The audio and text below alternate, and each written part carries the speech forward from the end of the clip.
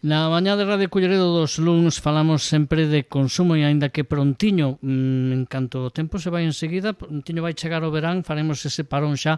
Parece mentira, se nos foi un curso máis este 2024, entre aspas, 2025, pero seguimos falando de consumo con a Federación Euroconsumo Galicia e con Ana García Rodiño, a nosa experta que cada luns dende hai xa media década, un lustro, pois nos acompaña e nos explica e nos fai máis sabios e máis sabias, sabemos máis cousas e estamos máis tranquilos e máis tranquilas gracias a ela.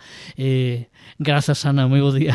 Hola, muy buenos días a todos. Es un placer, como siempre, estar aquí los lunes y comentar, hacer nuestros programas de consumo que tan buenos son para vosotros como para mí, que yo también a min como aprendo. Presentador, bueno, pero ti eres experta xa, non? En moitas lides en isto do consumo, pero a min, que para min era un mundo novo, a mí é que me dá unha seguridade a hora de... Eu vou aos sitios agora e ás veces cando me sucede algunha cousainha así, vou como unha tranquilidade, me enfado igual, porque te enfadas cando te pasa unha cousa, ás veces non son agradables, non? Ás veces non teñen importancia, pero outras veces sí, e te fastidia. Pero con esta información que pouco a pouco, pues despois de 5 anos, algo xa sei, non? Sí.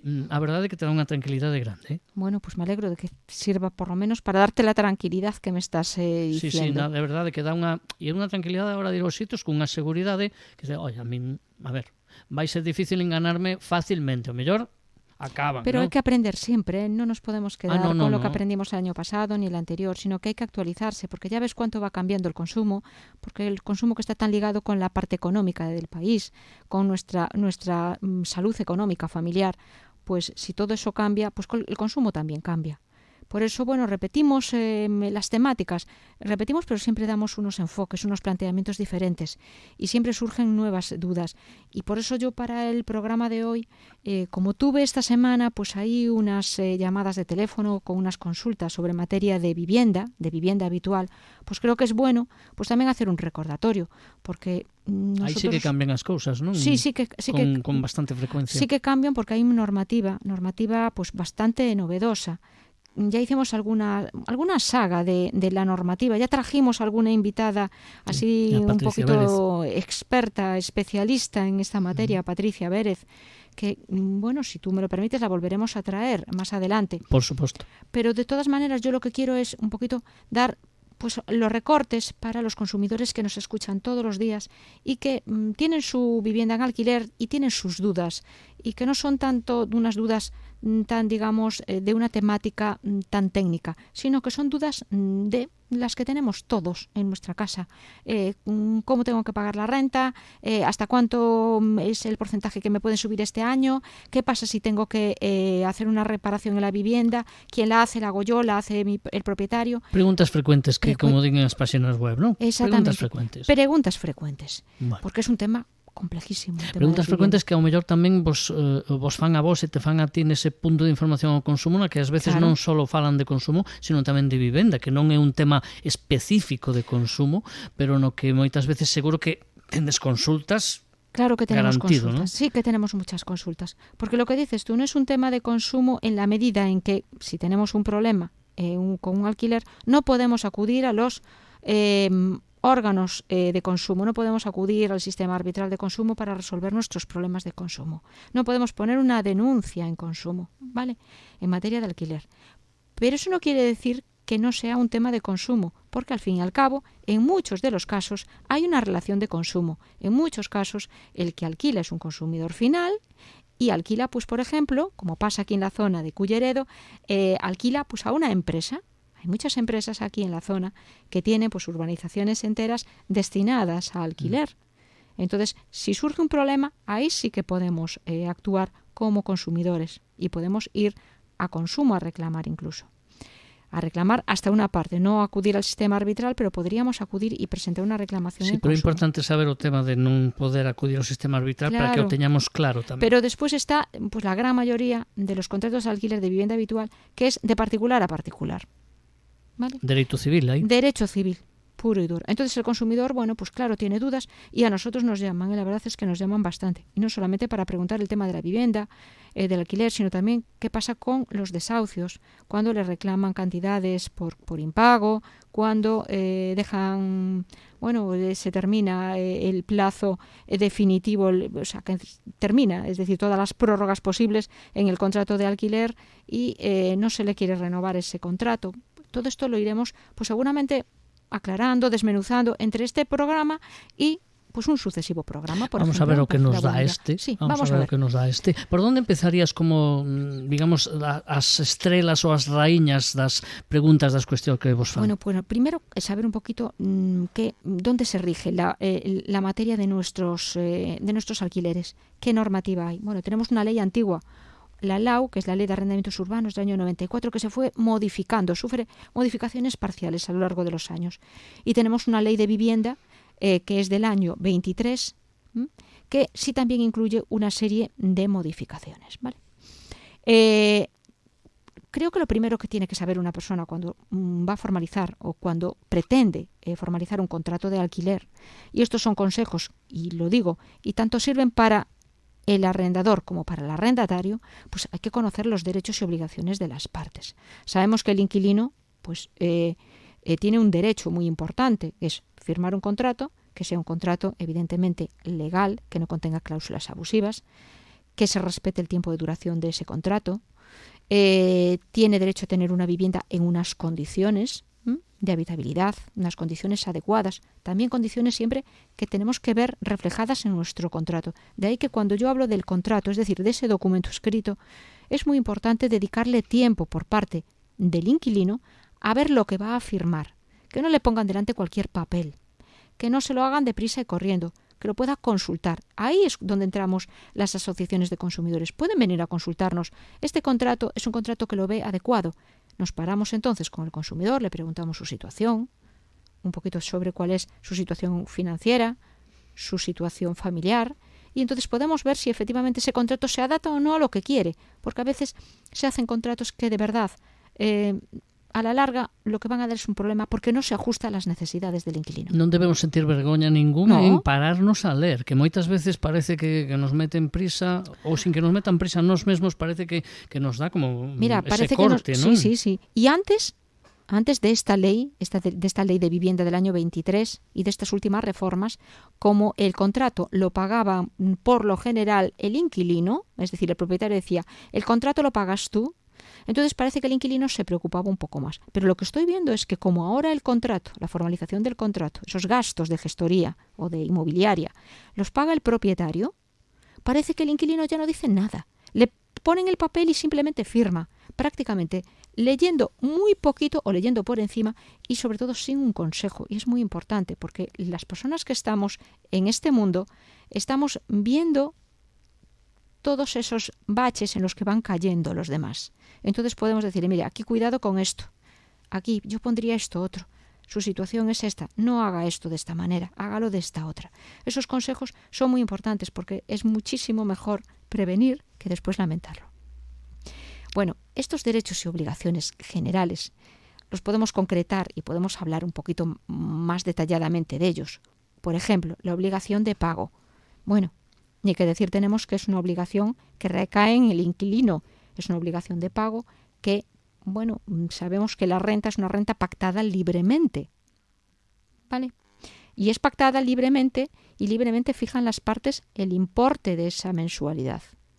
Ojo, aquí también hay cambios en los últimos meses, porque, bueno, dado que hay un mercado de vivienda con una problemática tan grande, pues lo que está habiendo es una intervención del Estado y, digamos, determinando o delimitando zonas que van a ser consideradas como de especial protección. Es lo que se llaman las zonas tensionadas. Y entonces ahí va a establecer pues unas limitaciones el Estado. Pero significa esa protección, en teoría, para os inquilinos. Para los inquilinos. O para os que van a investir os seus cartos en buscar, en alugar un piso. Exactamente. Pero por eso digo, en principio rige la libertad de precio. Nadie puede obligar a un propietario a que fije el precio de un alquiler. ahora mismo, hoy, actualmente. ¿Vale? Entonces, tenemos que ser conscientes de que los precios están subiendo mucho, por lo tanto es muy difícil acceder hoy en día a un alquiler en unas buenas condiciones, porque esa libertad, que para mí es precisamente lo bueno de la sociedad, que haya libertad, establecer precios libremente y que el mercado vaya realmente equiparando la situación, poniendo la balanza en equilibrio para que no haya una subida desmesurada, porque si no, lo que se va a hacer con el tema del control por parte del Estado seguramente es producir el efecto contrario, el incremento del valor de los alquileres en zonas que no sean tensionadas, zonas periféricas, por ejemplo. Y entonces yo considero, y es mi opinión, mi humilde opinión, que eso puede ser contraproducente. Pero bueno, lo cierto es que lo que tenemos es eso, libertad para fijar el precio, salvo en las zonas tensionadas, que en ese caso ya hay ese control. Vale, la renta que se fije tiene que ser una renta que tiene que abonarse, por lo general de manera mensual. El pago por lo general es dentro de los primeros días del mes. Esto, los inquilinos yo creo que más o menos lo saben, y si no ya le va a venir figurado como tal en el contrato, y por el medio que acuerden también, que también tiene que venir explicado en el contrato, es decir, si se hará el pago por una transferencia, si se hará en metálico, contra un recibo, es decir, pago metálico, pero usted me da un recibo de que yo le pago, porque eso también sigue siendo muy habitual. Yo sigo viendo muchos contratos y muchos alquileres que se pagan de esa manera. A mí me hace sempre se que paga, non superen os por supuesto, siempre con límites que establece o Estado, claro, para exactamente, pagos siempre con ilegales. los controles estatales, evidentemente, porque no se puede, si no eso se genera pues un mercado Saltarse negro. as normas, Exactamente. evidentemente. Entonces ahí ya no vamos a entrar en ese capítulo, vamos a pensar que todo se está haciendo siempre dentro de lo que es la legalidad, ¿no? Las recomendaciones y la legalidad. Me preguntan también en relación, por ejemplo, a los pagos mensuales, si en algún momento se podría cambiar, por ejemplo, el pago del alquiler por la realización de algún tipo de obra o de mejora dentro de la vivienda. Yo digo que sí, se puede hacer. Lo digo yo y lo dice todo el mundo, es decir, se puede hacer. Pero para eso es necesario contar con la avenencia del propietario, es decir, que el propietario preste autorización para eso. Si yo quiero, por ejemplo, sanear mi piso de alquiler, me comprometo, por ejemplo, a pintarlo y puedo decirle al propietario, mire, si yo lo pinto, lo saneo, le parece correcto, si yo voy a hacer esta inversión y usted me hace esta moratoria y yo dejo de pagar estos plazos. Eso se hace, pero hago una recomendación. Hay que recogerlo por escrito. Hace unos días me llamaba una persona precisamente y me preguntó esto. Me dijo, mira, me pasa esto. Yo afronté unos gastos para la adaptación del suministro de gas. Y no pagué ese mes. El propietario me lo reclama. Y dije yo, vale, te lo reclama porque tú hablaste de que te ibas a hacer cargo de esos gastos que le corresponden a él. Sí, lo hablé, pero lo dije de palabra. Y el de palabra, dije, de palabra nada, de palabra no sirve porque ahora el propietario quiere que le pagues esa mensualidad. Entonces, mal lo tienes, porque has hecho tú el gasto, no tienes justificación ni de los gastos, no tienes justificación del consentimiento del propietario, es decir, está mal hecho. Por eso, estas dudas no cuesta nada llamar y preguntárnoslas. ¿Qué pasa, sin embargo, con las grandes reparaciones? Cuando hay que hacer grandes reparaciones, pues por ejemplo, grandes reparaciones digo en viviendas que tengan, por ejemplo, pues unas humedades terribles, ¿no? Que no permitan pues una habitabilidad. Vale, esas reparaciones grandes que tienen que ser costeadas por el propietario, ¿a qué dan lugar? Dan lugar a que ese inquilino tenga que seguir soportando el alquiler, que no lo siga soportando. Bien, todo eso también hay que mirarlo. Porque si efectivamente supone para el inquilino pues el dejar de poder utilizar parte de la vivienda, porque se tiene que utilizar pues unas pinturas especiales, productos especiales, por lo tanto tiene que salir, no puede dormir, no puede estar, no puede llevar una vida normal, es decir, la habitabilidad de esa vivienda queda paralizada en ese momento. Pues, que por lo que está pagando. Es por lo que está pagando. Entonces, lo normal es que se ponga de acuerdo con el propietario y diga, bueno, pues entonces yo me tendré que marchar, si es una obra mayor, tendré que dejar de pagar este alquiler y usted me tendrá que hacer un abono de los gastos míos. Eso é interesante porque o propietario está obrigado a facer as obras, é dicir, e o inquilino está obrigado a deixarlle facer as obras, entendo, cando son necesarias. Exactamente. Pero outra cousa é que esas obras obrigatorias afecten ao que está pagando, é dicir, os dereitos que está adquirindo o arrendatario, Es decir, ¿no? O inquilino. claro, es que si no es posible, si es una causa que inhabilita esa vivienda para vivir, está clarísimo que no puede ese inquilino seguir ahí y no va encima a estar pagando. Entonces lo que tiene que hacer es dejarse de pagar y esa persona será trasladada a otro sitio. Bueno, llegará a un acuerdo, el acuerdo que sea, o te compenso, porque a veces el propietario dice, bueno, muy bien, me dejas la vivienda 2 meses que te la voy a preparar. No me pagas estos 2 meses, vete para un sitio.